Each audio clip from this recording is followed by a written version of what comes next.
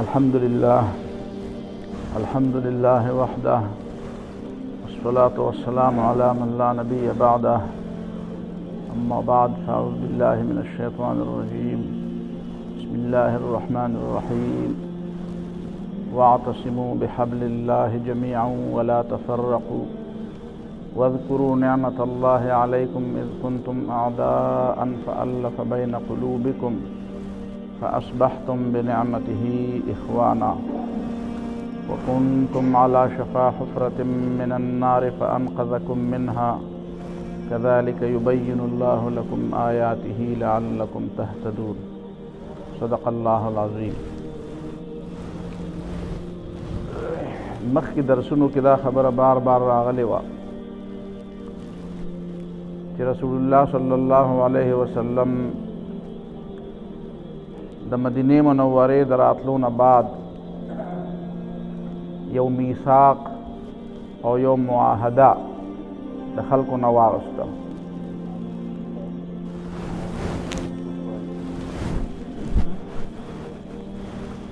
اردو کی وقت تو یہ بات پہلے سے بیان کی جا چکی ہے کہ نبی صلی اللہ علیہ وسلم نے مدینہ منورہ کے اندر ایک معاہدے کی بنیاد پر، ایک میثاق کی بنیاد پر، جس کے لیے مورخین نے اور محدثین نے مختلف نام رکھے ہیں. آپ اس کو معاہدہ بھی کہہ سکتے ہیں، آپ اس کو میثاق بھی کہہ سکتے ہیں، دوسرے بھی نام اس کے ہو سکتے ہیں.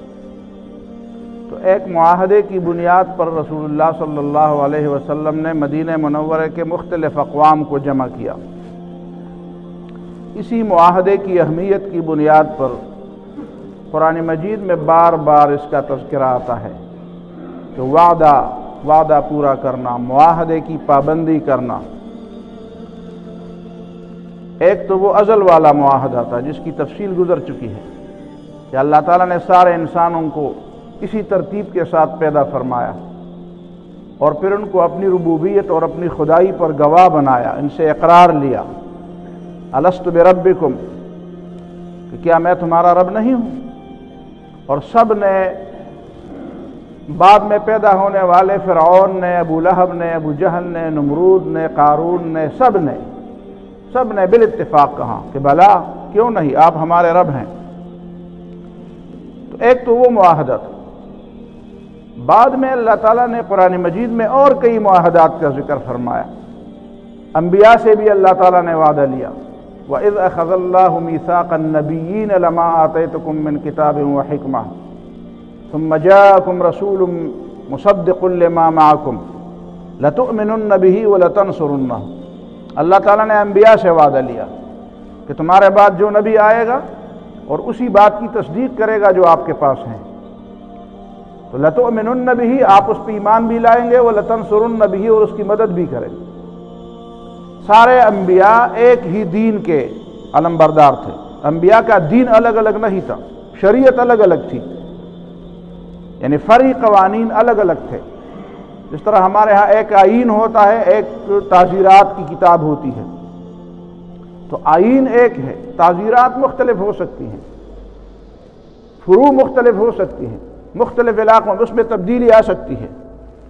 تو دین سارے انبیاء کا ایک تھا. البتہ شرائع مختلف تھے. کچھ چیزیں اس زمانے میں حرام تھی، بعد میں حلال ہو گئی، کسی زمانے میں حلال تھی، بعد میں حرام ہو گئی. تو یہ بنیادی چیز، لَتُؤْمِنُنَّ بِهِ وَلَتَنصُرُنَّهُ. لیکن انبیاء کا دین ایک ہے، سارے انبیاء ایک ہی دین کے نام لیوا ہیں. نبی صلی اللہ علیہ وسلم نے فرمایا الانبیاء بنو العلات، انبیاء کی مثال ایسی ہے کہ باپ ایک ہوں اور مائیں مختلف ہوں. ایک شخص کے نکاح میں کئی بیویاں ہوں اور ان کی اولاد ہو تو آپس میں بھائی ہوتے ہیں، ان کا نسب ایک ہوتا ہے، اس لیے کہ نسب والد کی طرف جاتا ہے، باپ کی طرف جاتا ہے. تو الانبیاء بنو العلات، انبیاء کی مثال بھی ایسی ہے کہ ان کا باپ ایک ہے، ان کا دین ایک ہے، شرائع مختلف ہیں، لیکن ایک دوسرے کی تائید فرض ہے، ایک دوسرے کی تائید لازم ہے انبیاء کے. یہ اختلاف تو بعد میں لوگوں نے پیدا کیا. فخلف من بعدهم خلف اضاعوا الصلاة واتبعوا الشهوات. بعد میں ایسے لوگ آئے ورنہ انبیاء کا دین تو ان ھذہ امتکم امۃ واحدہ، انبیاء کا دین اور انبیاء کی امت وہ تو ایک امت تھے، اختلاف تو بعد کے لوگوں نے پیدا کی۔ یہ عیسیٰ علیہ السلام نے عیسائیت کی تعلیم نہیں دی تھی، نصرانیت کی تعلیم، کرسچینٹی کی تعلیم نہیں دی تھی۔ موسیٰ علیہ السلام نے یہودیت کی تعلیم نہیں دی تھی، نہ موسیٰ علیہ السلام یہودی تھے، نہ عیسیٰ علیہ السلام کوئی الگ دین پیش کرنے والے تھے۔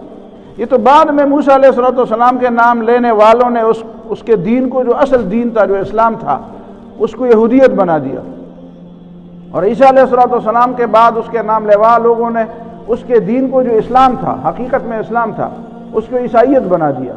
یہ عیسائیت، یہ یہودیت اور یہ جو ادیان مختلف بن گئے ہیں، یہ لوگوں نے بنائے ہیں، یہ اللہ تعالیٰ نے نہیں پیش کیے۔ اللہ تعالیٰ نے ایک اسلام بنایا، ایک اسلام، انبیاء کا سارا دین۔ پہلا مسلمان حضرت آدم علیہ السلام تھا انسانوں میں۔ یہ ہمارے ہاں جو کہا جاتا ہے کہ میں پہلا مسلمان ہوں، کہ پہلا پختون ہوں، کہ پہلا پاکستان ہوں، یہ باتیں فضول باتیں ہیں۔ ساری دنیا کے سارے لوگ پہلے مسلمان تھے۔ 1000 سال بلکہ اس سے زیادہ تک اس دنیا نے کبھی کفر نہیں دیکھا تھا۔ یہ دنیا کفر سے ناشنا تھی، یہ زمین کفر سے ناشنا تھی۔ آدم علیہ السلام سے لے کر نوح علیہ السلام سے ذرا پہلے تک یہ پورا سلسلہ جو چلا تھا، پورا زمانہ جو گزرا تھا، یہ سارا زمانہ اسلام کا زمانہ۔ گناہ تھے لوگ، گناہ تو انسان، کل بنی آدم خطاء، انسان سے غلطی ہو جاتی ہے، لیکن کفر نہیں تھا، شرک نہیں تھا۔ یہ زمین حقیقت میں شرک سے ناشنا تھی۔ شرک اور کفر کی مثال زنگ کی ہے، میل کچیل کی ہے۔ یہ میل کچیل بعد کی چیز ہے، اصل چیز یہ ہے کہ یہاں پہ زنگ نہ ہو، اصل چیز یہ ہے کہ یہاں پہ میل کچیل نہ ہو۔ اسی وجہ سے قرآن مجید ہمیں بار بار فرماتا ہے وَلَا تُفْسِدُوا فِي الْأَرْضِ بَعْدَ إِصْلَاحِهَا، اس زمین کی اصل اصلاح ہے، فساد بعد میں آیا ہے۔ وَلَا تُفْسِدُوا، آپ فساد سے رک جائے تو زمین خود بخود اس کی اصلاح ہو چکی ہے، یہ اپنی فطری رفتار سے جائے گی تو اسی بات کو سمجھے گی جو بات انبیاء نے سمجھائی ہے۔ ایک انسان اپنی فطری رفتار سے جب بڑھے گا، ایک فطری ماحول میں بڑھے گا، تو وہ وہی بات سمجھے گا جو انبیاء نے سمجھائی ہے۔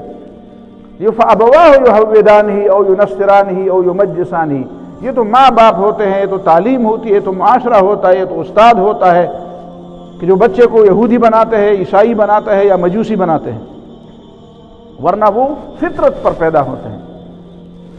تو فطرت، اس زمین کی فطرت بھی اسلام تھی۔ اس زمین کی فطرت کے ساتھ کفر لگا نہیں کھاتی، کفر اس کے ساتھ مناسبت نہیں رکھتا۔ یہ کفر ایک زائد چیز ہے، ایک زنگ ہے، ایک میل کچیل ہے۔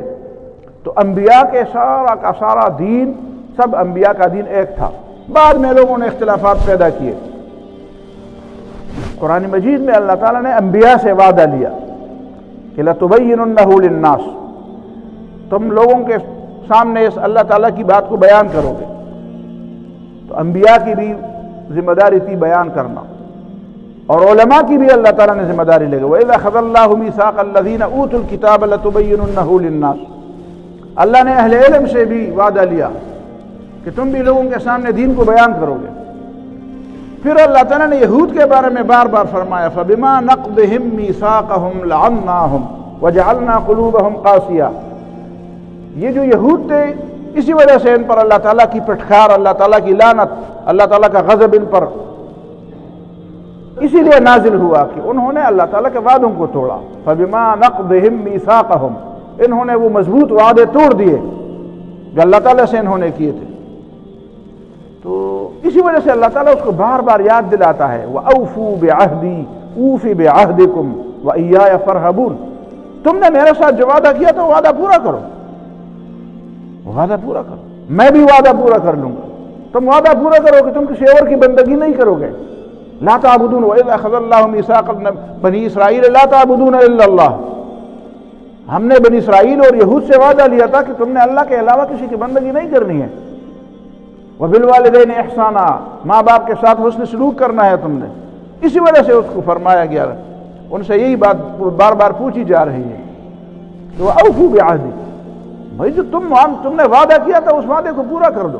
اوفِ بِعَهْدِكُمْ، تو میں بھی وعدہ پورا، میں بھی تمہیں جہنم میں نہیں ڈالوں گا، میں بھی تمہیں دنیا کی امامت سے معزول نہیں کروں گا۔ یہ دنیا کی امامت سے تمہیں اس لیے معزول کیا دنیا کی امامت اس لیے تم سے چھین لی گئی، امت مسلمہ کے حوالے کی گئی، تم نے اپنے وعدے توڑ دیے۔ تو پھر باقی تفصیلات بھی، لا تسفکون دماءکم ولا تخرجون انفسکم من دیارکم، یہ وہ کی تفصیلات ہیں، پھر اللہ تعالیٰ کی بندگی کی تفصیلات، ساری تفصیلات۔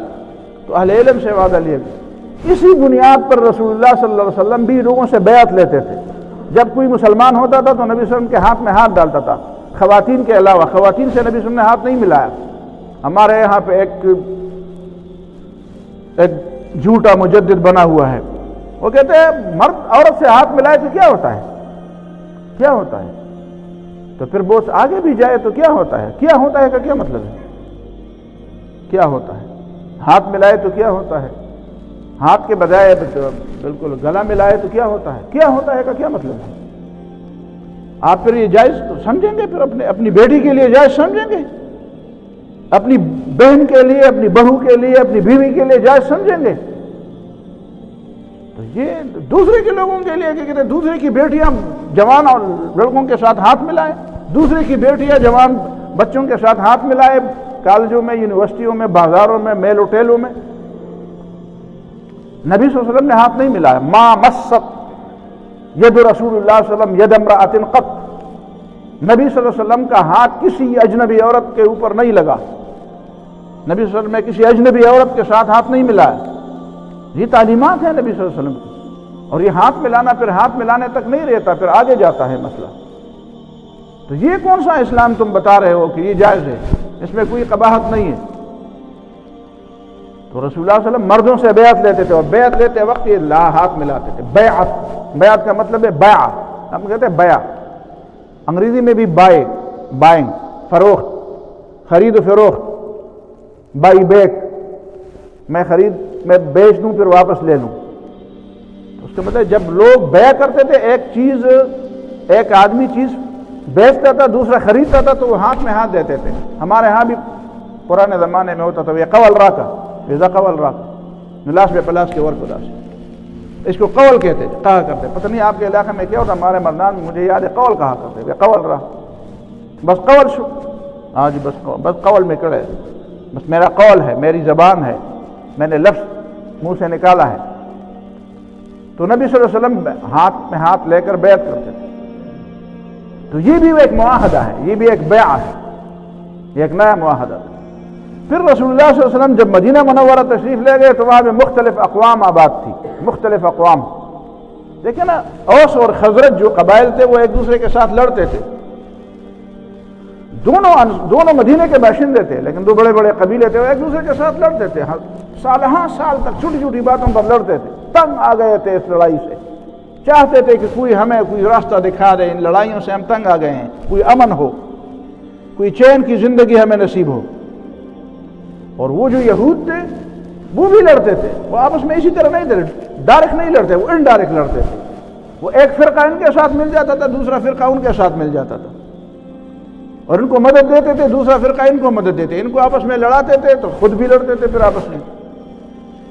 تو اللہ تعالیٰ نے فرمایا، یہ جو ابھی میں نے آیت سورۃ آل عمران کی تلاوت کی، وَاذْكُرُوا نِعْمَةَ اللَّهِ عَلَيْكُمْ اِذْ كُنْتُمْ أَعْدَاءً فَأَلَّفَ بَيْنَ قُلُوبِكُمْ، اللہ کی نعمت یاد کرو جب تم ایک دوسرے کے دشمن تھے، اللہ نے تمہارے دلوں کے اندر محبت ڈال دی۔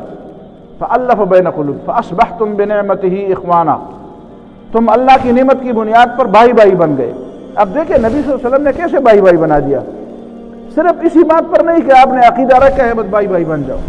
دیکھیں نا، اسلام عملی دین ہے۔ میں ابھی تک اسی نقطے کی تفصیلات بیان کر رہا ہوں کہ اسلام جو ہے نبی صلی اللہ علیہ وسلم کی حیثیت معلم کی ہے اور دائی کی ہے۔ وہی معلم اور دائی والا مسئلہ ابھی تک یاد رکھنے کا ہے، اس کو یاد رکھا جائے کہ نبی صلی اللہ علیہ وسلم نے کیسے تعلیم دی۔ یعنی عقیدے کی بنیاد پر تو ہم بھائی بھائی بن گئے، لیکن کیا اس کے لیے کوئی عملی سوچ بھی ہوئی ہے، کوئی عملی تدبیر بھی اختیار کی گئی ہے، کوئی عملی خاکہ بھی پیش کیا گیا ہے، عملی طور پر لوگوں کو اکٹھا کیا گیا بھی ہے؟ میں حیران ہوں، ہم تقریر تو بہت کرتے ہیں، ہر شخص کو پتہ ہے، آپ میں سے ہر ایک شخص کو اٹھایا جائے تو لمبی ایک تقریر کر لے گا، میری تقریر کی کیا ضرورت ہے؟ تو یہ یاد دہانی ہے، ایک تربیت ہے، ایک توجہ ہے، لیکن وہ توجہ ہماری نہیں آتی۔ ہم غربت کے بارے میں، غریب کے حق کے بارے میں تقریر تو بڑی لمبے کرتے ہیں، لیکن ہم میں سے کتنے لوگ ہیں جو کسی غریب کا خیال رکھتے ہیں؟ ہم میں سے کتنے لوگ ہیں جو کسی مفلس کا، کسی بے کس کا، کسی کی دستگیری کر دے؟ میں سمجھتا ہوں آپ یہ چھوٹا مجمع، یہ پوری مسجد بھری ہوئی ہے، اور آپ اس پوری بھری مسجد میں لوگوں کو کہہ دیں کہ کوئی ایک آدمی ہاتھ اٹھائے کہ پورے ایک جمعے سے لے کر دوسرے جمعے تک اس نے واقعی کسی کو راستہ دکھایا ہے، اس نے واقعی کسی کی مدد، اس نے اسی بنیاد پر گھر سے 2 قدم باہر نکالے ہیں کہ میں دیکھتا ہوں وہاں پہ کوئی فقیر، کوئی مسکین، کوئی بے راہ، کوئی مجبور، کوئی محتاج، کوئی مصیبت زدہ، تاکہ میں اس کی مدد کروں۔ اپنے بچوں کے لیے تو سارا کچھ لا کر ڈھیر کر دیتا ہوں، ان کے ارد گرد تو طواف کرتا ہوں، گھومتا ہوں، لیکن کیا میں نے کوئی عملی قدم اٹھایا ہے؟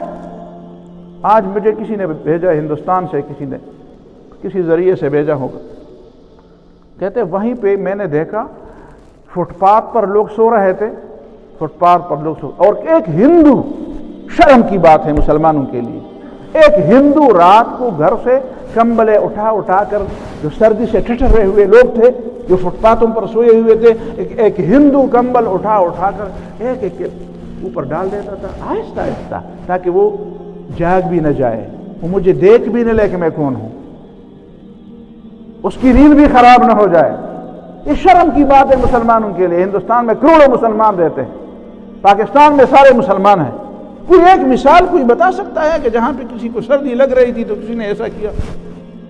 ہم تو نہ جانوروں کی وہ کرتے ہیں، نہ انسانوں کی خدمت کرتے ہیں، بس باتیں بہت کرتے ہیں۔ رسول اللہ صلی اللہ علیہ وسلم نے ایسی امت نہیں تیار کی تھی، اور پھر گلے شکوے کرتے ہیں کہ کیا ہوگا، اور یہ کیوں ہمارے اوپر، یہ سارے پتھر ہمارے اوپر کیوں پڑتے ہیں، اور یہ ساری پھٹکار اور یہ ساری مصیبتیں ہمارے لیے کیوں ہیں؟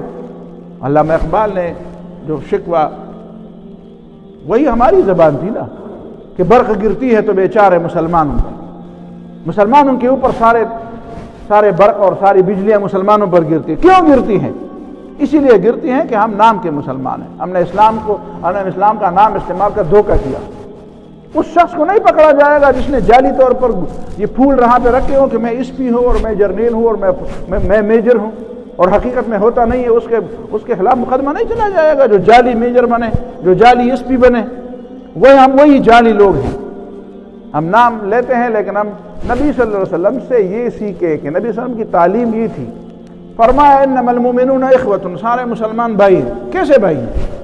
پھر بھائی بنا دیا، آئے بیٹھ جائیں، سارے لوگوں کو اکٹھا کیا، قبائل، چھوٹے چھوٹے قبائل کو اکٹھا کیا، ان سے معاہدے لے لیے، ان سے دستخط لے لیے، ایک دوسرے کے خلاف لڑائی نہیں کرنا، ظلم نہیں کرنا، تعدی نہیں کرنا، کسی ظالم کو آپ نے پناہ نہیں دینی ہے، کسی کافر کے ساتھ خفیہ رابطے نہیں کرنے ہیں، اللہ اور اللہ کے رسول کی بات آخری بات ماننی ہے۔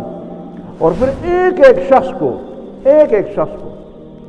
مہاجرین میں سے اور انصار میں سے ایک ایک ہاتھ کا پکڑا، تو اور تو بھائی، دو آدمیوں کو بھائی بنا دیا، گراس روٹ لیول تک اس بھائی چارے کو پہنچا دیا کہ ایک انصاری اور ایک مہاجر بھائی۔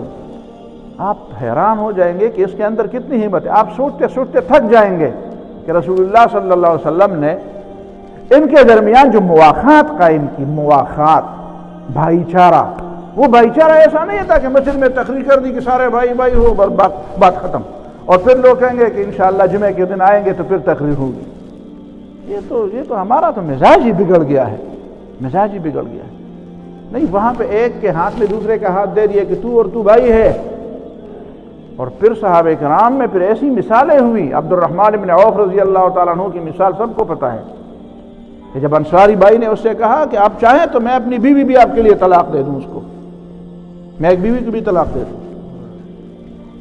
انہوں نے کہا نہیں، آپ کو اپنی بیوی اور اپنے باغ اور اپنا مال آپ کو مبارک ہو، مجھے بازار کا راستہ دکھائیے، میں بجائے اس کے کہ تمہارے کھندے پر ہاتھ رکھوں اور تمہارے ہی پاؤں پر چلوں، نہیں، میں خود اپنے پاؤں پر چلنا سیکھتا ہوں۔ یہ نبی صلی اللہ علیہ وسلم کی تعلیمات ہی تھی، خود کمایا جائے اور دوسروں کو بھی کھلایا جائے، دوسروں کے اوپر بوجھ نہ بنا جائے۔ تو یہ بھائی چارے کی فضا قائم کی نبی صلی اللہ علیہ وسلم نے، لوگ نے اتفاق و اتحاد کی۔ ہمارے ہاں یہ باتیں بہت زیادہ ہوتی ہیں، اتفاق و اتحاد بڑی اہم چیز ہے۔ میں سمجھتا ہوں اتفاق اچھی چیز بھی ہے، بری بھی ہے، اختلاف بھی اچھی چیز بھی ہے، بری بھی ہے۔ آپ تو کہتے ہیں اختلاف بری چیز ہے اور اتفاق اچھی چیز ہے، تو میں آپ سے پوچھوں چوروں میں اتفاق نہیں ہوتا؟ ڈاکو میں اتفاق نہیں ہوتا؟ اللہ کے دشمنوں میں اتفاق نہیں ہوتا؟ یہ جو افغانستان پر سارے نیٹو ممالک نے امریکہ نے حملہ کیا اس میں اتفاق نہیں تھا؟ تو یہ اچھا اتفاق تھا۔ اتفاق ہمیشہ اچھا ہوتا ہے۔ کچھ لوگوں کو پتہ نہیں، یہ ایسی لٹ پڑی ہے کہ بس اتفاق کے بندے بن گئے، اتحاد کے بندے بن گئے ہیں۔ بس اتحاد، چاہے مقصد جو بھی ہو، نہیں، مقصد کو دیکھا جائے، کس مقصد کے لیے اتفاق۔ اسی لیے قرآن مجید نے جو اتفاق کی بات کی تو فرمایا وَاعْتَصِمُوا بِحَبْلِ اللَّهِ، اللہ کی رسی کو پکڑو، اللہ کی رسی کو پکڑو، اسی پر اتفاق کرو۔ چور چوری پر اتفاق کرتے ہیں تو اچھا کرتے ہیں، ڈاکو ڈاکے پر اتفاق کرتے ہیں تو اچھا کرتے ہیں، قاتل گروہ ہوتے ہیں، یہ اجرتی قاتل ہیں، ان کے گروہ نہیں ہوتے ہیں۔ یہ پرانے زمانے میں جب بچے تھے ہمارے علاقوں میں وہ مفرور ہوتے ہیں، مخروران بھی ہوتے ہیں، مخروران و ڈلو مخروران دی دیکھو پانزوش پہ تو دیکھو روان دی مخروران و مخروران کچ پھر دے ہو مسلم دے دا مخروران و دم پالا کچ پھر گروہ ہوتے۔ تو کیا یہ اچھی بات تھی؟ آپ قاتلوں کے گروہ بنا کے پھرے، قاتلوں میں گروہ نہیں۔ اتفاق تو مقصد کے لیے، اتفاق کس مقصد کے لیے، اتحاد کس مقصد کے لیے ہے، اور اختلاف کس بنیاد؟ اختلاف بھی بری چیز نہیں۔ یار ہمارے ہاں اختلاف ہے کہ نہیں ہے؟ ہم سب کے کپڑے ایک جیسے ہیں، ہم سب کی شکلیں ایک جیسی ہیں، ہم سب کی ٹوپیاں ایک جیسی ہیں، ہم سب کے نام ایک ہیں، ہم سب کے گاؤں ایک ہیں، ہم سب کی پسندیدہ ناپسندیدہ ایک ہے۔ واختلاف السنتکم والوانکم، تمہاری زبانوں میں زبانیں سب کی الگ الگ ہیں، لہجے سب کے الگ الگ ہیں، انداز آواز سب کی الگ الگ ہے، ایک ہی ماں باپ کی اولاد، شکلیں الگ الگ ہیں، مزاج الگ الگ ہے، آواز الگ ہے، پسند ناپسند الگ۔ اللہ تعالیٰ کی اس کائنات میں تو ایک رنگ ہی نہیں ہے، رنگا رنگی ہے۔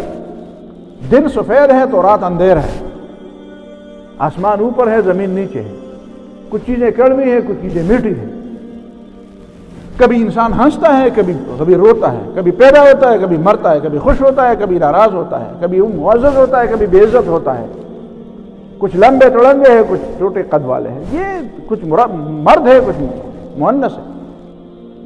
تو یہ اختلاف تو ہوگا، اختلاف بھی ہوگا اس دنیا کے اندر، اتفاق بھی ہوگا، لیکن اس کو دیکھا جائے گا کہ وہ کس بنیاد پر ہوگا۔ اگر آپ اتحاد کی بات اتنی کر دیں، جس طرح آج کل یہ کسی زمانے میں مولانا مودودی رحمہ اللہ سعودی عرب گئے تھے یہ عرض القرآن دیکھنے کے لیے، تو وہاں پہ مدینہ منورہ میں کچھ علماء ان کے سامنے آئے کہ مولانا آپ کو علم نہیں ہے، یہاں پہ ایک نیشنلزم کی اور قوم پرستی کی ایک زبردست تحریک چل رہی ہے، اور ایک شاعر کا حوالہ دیا کہ ایک شاعر کہتا ہے، مصری شاعر ہے، وہ کہتا ہے سلام علی کفر یوحد بیننا واہلا وسہلا بعدہ بجہنمی۔ یہ اس کے ایک قصیدے کا ایک شعر ہے کہ سلام علی کفر یوحد بیننا، ہم اس کفر کو بھی اپنے گود میں لیتے ہیں، سلام کرتے ہیں اس کفر کو بھی ہم گلے لگاتے ہیں، یوحد بیننا، جو ہمارے درمیان اتفاق پیدا کر دے۔ بھئی کفر ہی صحیح ہے، ہم متحد تو رہے۔ وَأَهْلًا وَسَهْلًا بَعْدَهُ بِجَهَنَّمِ، پھر جہنم کی بھی ہم خوش آمدید کہتے ہیں، ہم جہنم کو بھی خوش آمدید کہتے ہیں۔ کیوں؟ اس لیے کہ ہمارے درمیان اتفاق پیدا کرنے والے کافر ہی وہ بس کفر ہی پر متفق ہیں، پھر بھی ٹھیک ہے۔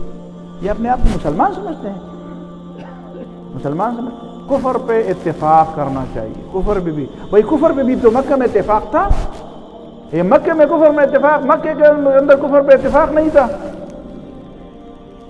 قرآن مجید نے صاحب بتا دیا، ابراہیم علیہ السلام نے اپنے قوم کو کیا کہا، وَقَالَ إِنَّمَا اتَّخَذْتُم مِّن دُونِ اللَّهِ أَوْثَانًا مَوَدَّةَ بَيْنِكُمْ فِي الْحَيَاةِ الدُّنْيَا ثُمَّ يَوْمَ الْقِيَامَةِ يَكْفُرُ بَعْضُكُم بِبَعْضٍ وَيَلْعَنُ بَعْضُكُم بَعْضًا وَمَأْوَاكُمُ النَّارُ۔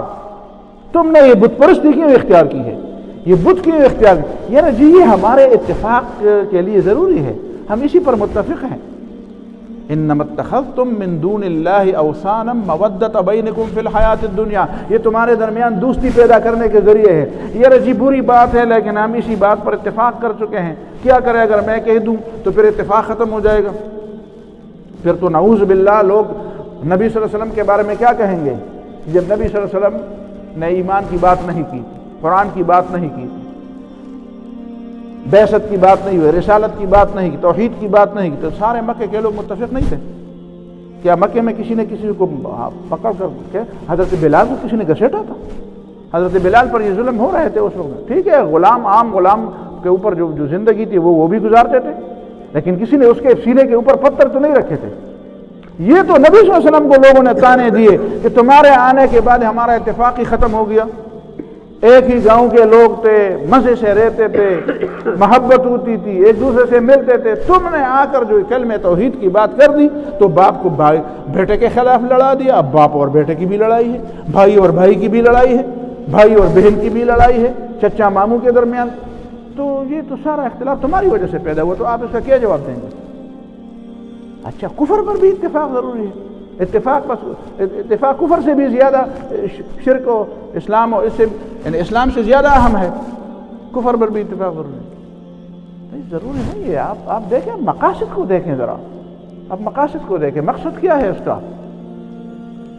اللہ تعالیٰ کی بندگی پر اتفاق، یہ اتفاق نہیں ہے۔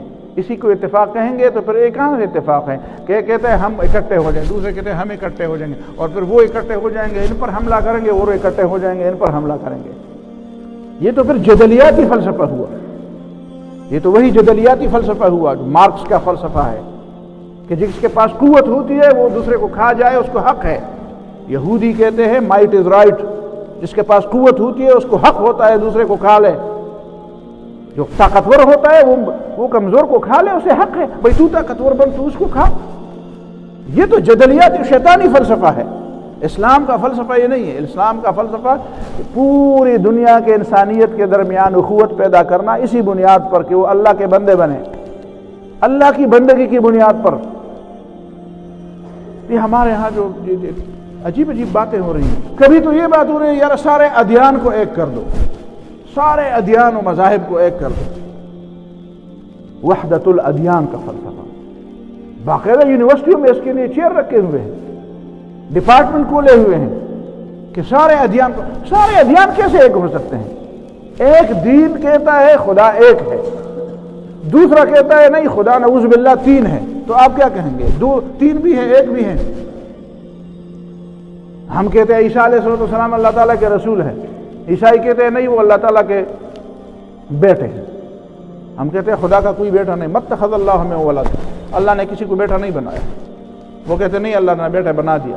تو دونوں کیسے ایک ہو سکتے ہیں؟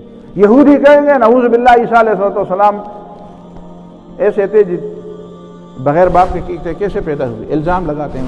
ہم کہتے ہیں وہ اللہ کے پسندیدہ تھے، ان اللہ اصطفى آدم ونوحا وآل ابراہیم علی العالمین وآل عمران علی العالمین۔ تو اللہ تعالیٰ کے پسندیدہ بندے تھے، اتنے پسندیدہ بندے تھے، اللہ تعالیٰ نے خاص انداز سے اس کو پیدا کیا۔ وروح منہ، کلمۃ اللہ، روح اللہ، وہ اللہ تعالیٰ کے خاص کلمے سے پیدا ہوئے ہیں۔ یہ دو باتیں کیسے اکٹھے ہو سکتی ہیں؟ ہندو کہے گا کروڑوں خدا ہے، ان کو اپنی خداؤں کی نعوذ باللہ جو جھوٹے انہوں نے بت بنائے ان کی تعداد ہی معلوم نہیں ہے۔ ہم کہتے ہیں خدا ایک ہے، ان کی کتابوں میں بھی لکھا ہے کہ خدا ایک ہے۔ آپ کہتے ہیں وحدت کر دیں، سارے ادیان کو ایک کر دیں۔ کیسے ایک کر دیں؟ کس بنیاد پر ایک کر دیں؟ کس چیز کی بنیاد پر؟ پھر آیت کہتے ہیں تعالوا الی کلمۃ سواء بیننا وبینکم، تو آگے بھی پڑھ لو نا۔ وہ کلمہ جو ہمارے اور تمہارے درمیان مشترک ہے وہ کیا ہے؟ اللہ نعبد الا اللہ، اللہ تعالیٰ کی بندگی پر ایک ہو جائیں۔ ولا نشرک بہ شیئا، شرک سے انکار پر ایک ہو جائیں۔ شرک سے انکار آپ بھی کریں گے، ہم بھی کریں گے۔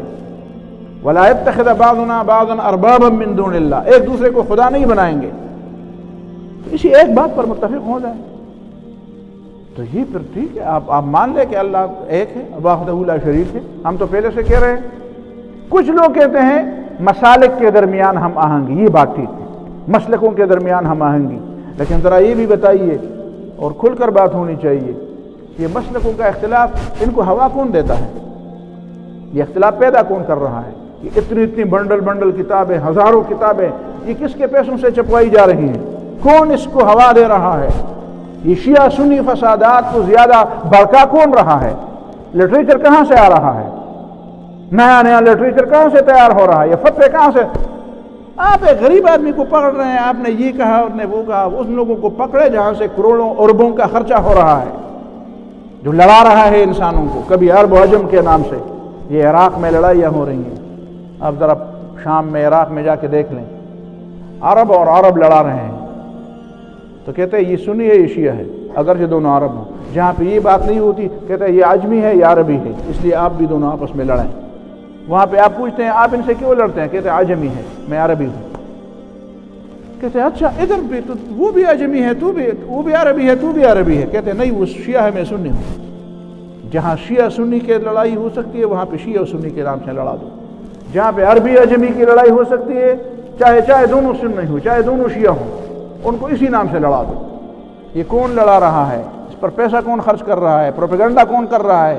کتابیں کون سپلائی کر رہا ہے؟ پیسے کون دے رہا ہے؟ تو میں سمجھتا ہوں یہ پہلے تو یہ معلوم ہونا چاہیے۔ میری تجویز اس بارے میں یہ ہے کہ پہلے تو اس بات کو جان لیا جائے سیرت رسول صلی اللہ علیہ وسلم سے کہ نبی صلی اللہ علیہ وسلم نے صرف تقریر پر اور صرف دعوت دینے پر اکتفا نہیں کیا، عملی اقدامات کیے۔ آپ عملی طور پر لوگوں کو اکٹھے کر دیں نا، آپ عملی طور پر لوگوں کو ایک بنا دیں، کم از کم یہ تو کر لیں کہ آپ اپنی غلط بات کو غلط تو کہہ دیں۔ یہ تو نہیں ہو سکتا۔ میں یہ نہیں کہتا کہ یہ گروہ، یہ فرقے ختم کر دیں، یہ ختم نہیں ہوتے، یہ بڑھیں گے۔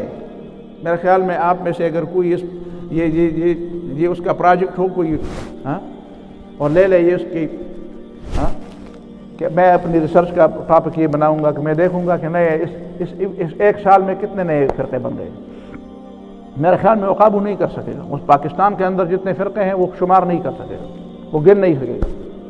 یہ آپ کے قابو میں نہیں آئیں گے، یہ چھوڑے ان کو۔ لیکن ایک بات آپ درخواست کر سکتے ہیں جو قابل عمل بھی ہے، وہ یہ ہے کہ ہر گروہ کے اندر ایسے لوگوں ہونے چاہیے جو خدا سے ڈرنے والے ہوں، جو اپنی گروہ کے ہر بات کو غلط کہتے ہیں، جو گروہوں کے ساتھ مکتب فکر کے ساتھ تعلق رکھتے ہیں۔ ان سے آپ درخواست کریں کہ آپ نہیں جانتے کہ یہ بات غلط ہے، میں اگر کہہ دوں تو آپ شکوہ کریں گے کہ یار آپ تو ہمارے گروہ کے آدمی نہیں ہیں اور آپ ہمارے بارے میں یہ اعتراض ہے، تو یہ آپ کا اعتراض ہے، چلو میرا تو اعتراض ہے۔ تو آپ کے گروہ میں ایسے لوگ ہونے چاہیے جو اپنی غلط بات کو غلط کہہ دیں۔ کل میں نے ایک جگہ پہ تقریر سنی ایک صاحب کی، ایک گروہ کا، ایک مکتب فکر کے لوگ تھے، جمع تھے، میں بھی بیٹھا تھا۔ تو میں پرسوں جو میں نے تقریر سنی تو تقریر والے کو میں نے جا کر میں نے اس کو داد دی، میں نے اس کا میں آپ مجھے 5 منٹ دے دیں، اور میں نے اس کو میں نے بڑی محبت کا اظہار کیا، بڑی احترام کا اظہار کیا، اور میں نے اس کو کہا کاش آپ جیسے لوگ آپ کے گروہ میں اسی طرح ہوں۔ اور میں نے کہا آپ کا فرض بنتا ہے، آپ کو اللہ تعالیٰ نے سمجھ دی ہے، آپ کا فرض بنتا ہے کہ آپ ان لوگوں کو سمجھائیں۔ آپ کے لوگ یہ جو باتیں کرتے ہیں، یہ باتیں کرتے ہیں، ان کو کون سمجھائے گا؟ یہ آپ کی ذمہ داری ہے۔ تو میں سمجھتا ہوں کہ اسی طریقے سے کچھ لوگ ہوں گے جو سمجھ آ جائیں گے ان کو کہ واقعی یہ باتیں غلط ہیں۔ تو قرآن ہمیں جہنم سے نجات کی طرف، وحدت کی طرف، محبت کی طرف، ایک دوسرے کے حقوق کی ادائیگی کی طرف بلاتا ہے۔ اور یہ نبی صلی اللہ علیہ وسلم کا مقام تھا کہ نبی صلی اللہ علیہ وسلم نے دیکھیں نا، جن لوگوں کو رسول اللہ صلی اللہ علیہ وسلم نے ایک بنایا تھا، بعد میں آپ دیکھتے ہیں ہمارے اعتراضات بھی لوگ کرتے ہیں، بعد میں جو لڑائیاں ہوئی، کبھی اوس اور خزرج آپس میں نہیں لڑے، کبھی مہاجرین اور انصار آپس میں نہیں لڑے، جن کے بارے میں قرآن نے بتایا تھا، جن کے بارے میں بتایا تھا فَأَصْبَحْتُمْ بِنِعْمَتِهِ إِخْوَانًا، کہ تم اللہ تعالیٰ کی نعمت کی وجہ سے بھائی بن گئے۔ وہ جو بھائی بنے تھے وہ آخر دم تک بھائی تھے۔ کبھی آپ تاریخ میں نہیں دیکھیں گے کہ انصار ایک طرف تھے اور مہاجرین دوسری طرف تھے اور لڑائی ہو گئی۔ کبھی آپ تاریخ میں نہیں دیکھیں گے کہ اوس ایک طرف تھے اور خزرج دوسری طرف تھے اور اوس اور خزرج کی آپس میں لڑائی ہوئی۔ پہلے تو لڑائی ان کی ہوئی، لیکن جب اسلام کی وجہ سے ایک دفعہ بھائی بن گئے تو پھر آخر تک بھائی رہے۔ یہ وہ بنیادی باتیں تھی کہ رسول اللہ صلی اللہ علیہ وسلم نے اس کی بڑی بنیادیں، بڑی مضبوط بنیادیں بنا دی تھی۔ دیکھیں نا، انسانوں میں یہ اونچ نیچ کی وجہ سے یہ انصاری ہے، یہ مہاجر ہے، نبی صلی اللہ علیہ وسلم نے ایک انصاری اور ایک مہاجر کو بھائی بنا دیا۔ تو جب وہ دونوں بھائی بن گئے تو تانے کیسے دیں گے کہ تو یار مکے کا باشندہ ہے، تو طائف کا باشندہ ہے، میں مدینے کا باشندہ ہوں۔ ہمارے ہاں آج تک یہ ساری چیزیں ہیں، ایک دوسرے کو لوگ تانے دیتے ہیں، وہ کوئی دوسرا تانے دیتا ہے اور آپ کوئی دوسرے تانے دیتے ہیں، آپ سب کو پتہ ہے۔ پھر رسول اللہ صلی اللہ علیہ وسلم نے دیکھا دیکھے انصار کے لوگ کاشتکار تھے، باغبان تھے، زمیندار تھے۔ جو تاجر پیشہ لوگ ہوتے ہیں، تجارت پیشہ لوگ ہوتے ہیں، وہ کہتے ہیں یار یہ کاشتکاری کیا چیز ہے، یہ باغبانی کیا چیز ہے، باغبان سڑے۔ اور باغبان جو کاشتکار جو زمیندار لوگ ہوتے کہتے یار دیکھو خپل برخ آسمان ہم نشتا، وہ تو اس پر ہنستا ہے. ہمارے ہاں اب بھی یہ صورتحال ہے. لیکن وہیں پہ نبی صلی اللہ علیہ وسلم نے ان مہاجرین کو جو کیا کاروبار کرتے تھے، تجارت کا کاروبار کرتے تھے، ان کو ان لوگوں کا بھائی بنا دیا جو کاشتکاری کرتے تھے اور جو زمینداری کرتے تھے، کسان تھے. تو کسان، کاشتکار، باغبان اور تاجر کو ایک بنا دیا، اور اسی سے وہ معاشرتی مسئلہ بھی حل ہو گیا، وہ معاشرتی اونچ نیچ کا مسئلہ بھی حل ہو گیا. وہ اختلافات اس کی بنیادیں، اس کے دروازے ہی بند کر دیے نبی صلی اللہ علیہ وسلم نے. تو یہ وہ عملی چیزیں ہیں جو لوگ ہمارے اس ملک کے اندر چاہتے ہیں کہ واقعی پتہ نہیں چاہتے ہیں نہیں چاہتے، یہ تو اللہ جانتا ہوگا کہ ہم واقعی مدینہ کی ریاست بنائیں گے. تو مدینہ کی ریاست کی باتیں تو ماشاء اللہ اچھی ہو رہی ہیں، لیکن کام کسی دوسری طرف ہو رہا ہے. میں نہیں سمجھتا کہ وہ ایک کیا کہتے ہیں ہمارے عربی ادب کی کتاب میں وہ ہے کہ ایک شخص دوسرے آدمی کو پاؤں سے پکڑ کر گھسیٹ رہا تھا. دخپے نے نیولے اور آخ کے پاؤں سے پکڑ کر گھسیٹ رہا تھا. تو وہ چیخ رہا تھا اور یہ کہتا کیا تھا جس کو گھسیٹ رہا تھا، جس کو کھینچ رہا ہے، اس کو کیا کہہ رہا ہے؟ کہتے ہیں ڈوڑے میں لکڑی دا، میں نے تمہاری دعوت کی ہے، میں نے تمہاری تو وہ آگے سے کہتا تھا یار تمہاری بات پر اعتماد کروں یا تمہارے عمل پر اعتماد کروں؟ عمل تو تمہارا یہ ہے کہ تم مجھے کھینچ رہے ہو، دعوت کا مطلب یہ ہے کہ تم میری عزت کرتا ہے، تم میرا احترام کرتا ہے. تو جو کسی کی دعوت کرتا ہے اسے پاؤں سے کھینچتا ہے. تو میں زیادہ تفصیل میں تو اس لیے نہیں جانا چاہتا کہ ابھی باتیں ابتدا میں ہیں، ورنہ میں بات کروں گا، میں تو کھل کر بات کرنے والا ہوں. لیکن یہ بات بتاؤں آپ کو کہ لوگ آپ کے عمل کو دیکھیں گے، آپ کی باتوں کو نہیں دیکھیں گے. بھائی باتوں میں تو بڑے آپ بہت زیادہ ماہر ہو جائیں گے، بڑی بڑی تقریریں کریں گے، تو تقریر والے کم ہیں. کوئی یار مسلمان اس وجہ سے مار کھاتا ہے کہ مسلمانوں میں مقررین کم ہو گئے ہیں، بڑے بڑے خطیب نہیں ہیں ہمارے ہاں، بڑے بڑے بڑبولے نہیں ہیں ہمارے ہاں. نہیں، ہم اس وجہ سے مار نہیں کھا رہے ہیں. پاکستان اس وجہ سے نہیں یہ برباد ہوا، خدا نخواستہ معیشت اس لیے برباد نہیں ہو رہی کہ ہمارے اندر باتیں کرنے والے نہیں. باتوں سے کام نہیں بنے گا، کام سے کام بنے گا.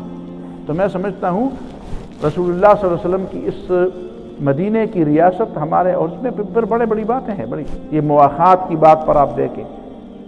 لوگ کہتے ہیں یہود کو وہیں پہ ملی تھی، امن ملا تھا پوری دنیا میں، وہ باقی امن ملا تھا. لیکن وہی یہود تھے جب انہوں نے بدعہدی کی تو رسول اللہ صلی اللہ علیہ وسلم نے کیسی سزا دی؟ یہ بھی آپ دیکھیں 6 سال بعد جو بنو قریظہ کو سزا دی، ایک رات میں 450 سے لے کر 850 تک لوگ ایک رات میں قتل کیے گئے، ایک رات کے اندر. اور جو منافقین تھے وہ صبح ان کے پاؤں نہیں اٹھ رہے تھے. کہتے ہیں 400 700 حسدوا فی لیلۃ. دیکھو آج تو محمد صلی اللہ علیہ وسلم نے ایک رات کے اندر 450، ایک روایت میں 750 لوگ ان کو کاٹ دیا. 400 احادیث پڑھ لے، وہ آدمی حیران ہو جاتا ہے. جب منافق صبح وہ اسی طرح جس طرح چرسی لوگ نہیں ہوتے جن کے جو پاؤں اٹھانا چاہتے ہیں اٹھ نہیں رہی، حوصلہ ہار بیٹھے ہوں، اسی طرح پاؤں گھسیٹتے ایک دوسرے کہتے تھے پتہ ہے 700 حسدوا فی لیلۃ، ایک رات میں 750 لوگوں کو کاٹ دیا نبی صلی اللہ علیہ وسلم نے. اس رات نبی صلی اللہ علیہ وسلم نے نیند نہیں کی تھی، ایک گھر میں بند کیا تھا اور ایک کو نکالتے تھے اور ہاتھ پیچھے باندھ کر ان کا سر. یہ بھی یاد رکھو کہ یہود کیسی قوم ہے. مدینہ کی ریاست میں یہود کے ساتھ معاہدہ بھی ہوا تھا، لیکن اسی مدینہ کی ریاست میں ان کو نکالا بھی تھا. اور آپ کو پتہ ہے جب ان کے مرد سارے مارے گئے تو رسول اللہ صلی اللہ علیہ وسلم نے دیکھا ایک چھوٹا سا واقعہ بھی. اس میں ایک صحابی ہے نبی صلی اللہ علیہ وسلم سے درخواست اے اللہ کے رسول، یہ یہودی جو ہے نا اس نے میرے ساتھ کوئی اچھا سلوک کیا، اس کو میرے حوالے کر دو، میرے لیے اس کو چھوڑ دو. نبی نے فرمایا چھوڑ، اس کا بیٹا بھی چھوڑ دو.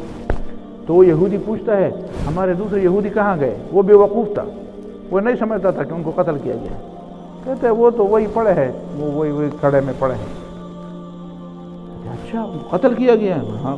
کہتے مجھے بھی ان کے پاس بھیج دو. نہیں خدا کے بندے چھوڑو، زندگی ہے، کبھی تمہیں توبے کی توفیق نصیب کر. نہیں، میں اپنے لوگوں کے پاس جانا چاہتا ہوں، مجھے بھیج دو وہاں پہ. آخر وہ مجبور ہوا، اس نے اس کا سر اڑا دیا۔ اس کے بیٹے کو اس نے پھر منت کی کہ تو اپنے باپ کی طرح بے وقوف نہ بننا۔ تو بیٹے نے کہا چلو مجھے چھوڑ دو، میں بات مان لیتا ہوں۔ اور نبی صلی اللہ علیہ وسلم نے ان کی عورتوں، ان کے چھوٹے چھوٹے بچوں کو تقسیم کر دیا۔ پھر مشورہ یہ ہوا کہ یہ جو لوگ ہوتے ہیں نا، یہ ان کی خباثت، ان کی بیویاں، ان کی بیٹیاں جو ہمارے گھروں میں ہوں گی نا، ان بھی قابل اعتماد نہیں ہے۔ سب کو جمع کر کے بیچ دیا، میرے شام کی طرف بیچ دیا۔ وہاں پہ ایک بڑا میلہ لگتا تھا، اس میلے میں سب کے سب بیچ دیے، اور ان سب کے جو پیسے آئے نا، اس سے جو رقم ملی، اس رقم کے بدلے ہر صحابی نے اپنے لیے گھوڑے اور تلواریں اور زریں اور اسلحے خرید لیے اور ان کو میلے میں بیچ دیے۔ تو یہ بھی لوگوں کے سامنے یاد کر دو نا، یہ بھی کہہ دو۔ اب یہودی کہتے ہیں، کبھی کہتے ہیں نہیں مدینہ منورہ میں جو یہود تھے وہ یہودی نہیں تھے، کبھی کہتے ہیں اچھا جب یہودی نہیں تھے تو تم پہ مدینہ منورہ پر دعویٰ کیوں کرتے ہو؟ گریٹر اسرائیل میں تو تم نے مدینہ کو شامل کر دیا ہے، یہ بھی ذرا سن لو۔ یہ ساری باتیں اس طرح کی نہیں ہے کہ آپ کو کسی نے پٹی پڑھائی ہو اور وہ پڑھی ہوئی پٹی آپ دہرا رہے ہوں۔ ذرا عقل سے بھی، دماغ سے بھی کام لیا جائے۔ وہاں پہ گریٹر اسرائیل کی بات ہو رہی ہے، آپ خود اپنے پورے بر صغیر کے اندر جو مسلمان ہیں آپ ان کی بات نہیں کر سکتے۔ تو میں سمجھتا ہوں یہ ساری چیزیں سمجھنے کی ضرورت ہے، لیکن آج میں جو نقطہ آپ کے سامنے رکھنا چاہتا تھا وہ یہی تھا کہ رسول اللہ صلی اللہ علیہ وسلم نے جو معاہدے کی بنیاد پر جن لوگوں کو بھائی بھائی بنا دیا، ان کو عملاً بھی بھائی بھائی بنا دیا۔ اور جب تک آپ ان باتوں کو جو آپ نظریے کے طور پر لوگوں کے سامنے پیش کرتے ہیں، فکری طور پر لوگوں کے سامنے پیش کرتے ہیں، جب تک آپ ان پہ عمل نہیں کریں گے یہ باتیں اسی طرح ہوا میں رہیں گی۔ مقررین زیادہ ہوں گے لیکن کام کچھ بھی نہیں ہوگا۔ رسول اللہ صلی اللہ علیہ وسلم صرف خطیب نہیں تھے، صرف داعی نہیں تھے، بلکہ جن چیزوں کی طرف نبی صلی اللہ علیہ وسلم نے بلایا، جن باتوں کی طرف نبی صلی اللہ علیہ وسلم نے بلایا، ان پہ عمل کر کے دکھایا۔ اور آپ کو علم ہوگا کہ جب سے نبی صلی اللہ علیہ وسلم کی قائم کردہ ریاست مدینہ اور خلافت مضبوط تھی، کسی فتنے نے سر نہیں اٹھایا۔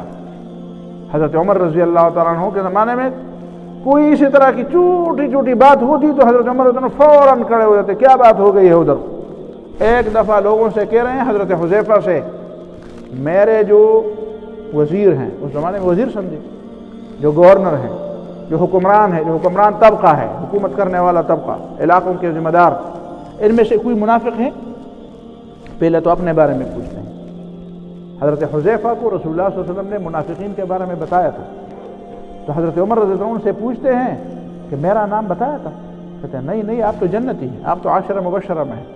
کہتے ہیں اچھا، تو میں نے جن لوگوں کے سروں پر بٹھایا ہے ان میں سے کسی کا نام بتایا ہے؟ کہتے ہیں ہاں ایک کا نام بتایا ہے۔ کہتے ہیں بتاؤ کون ہے؟